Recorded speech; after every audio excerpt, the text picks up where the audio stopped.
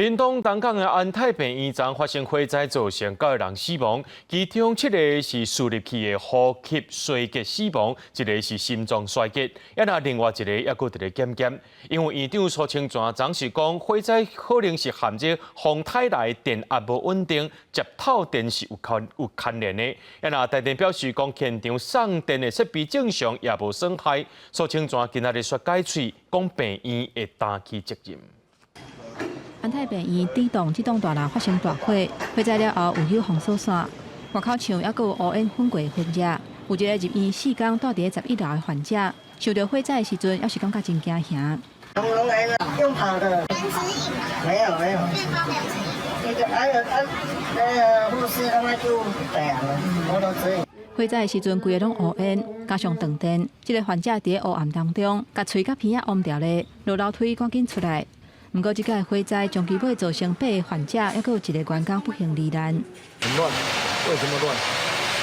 家属乱，医护人员乱，病床全部推出来，还有消防队那个房间一直开给他们用，所以这个是复合性的，又碰到大台哦，将来要怎么来克服它？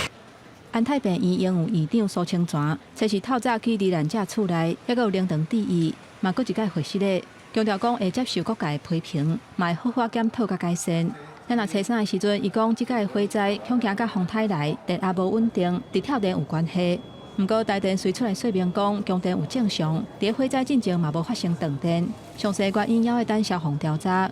苏清泉早起佫去互问到即个问题，伊讲伊要是莫加讲话，点点较无网。我被告诫不要跟政府对干，所以我不讲话。 但是我们的督导，我们的副理长，跳电这几天跳电几点几分几秒跳电，他们都记得清清楚楚。最终责任就是苏清泉负责。屏东县地检署甲消防局火灾调查的人员，初时嘛去现场搜证调查，详细原因甲相关的责任，拢需要时间来厘清。若罹难者上验了后，有7个人因为火灾遭到伤，致使急性喘气衰竭死亡；有1个人是心脏衰竭自然死亡。 另外1个人爱等正式报告出来，才会当确认。记者综合报道。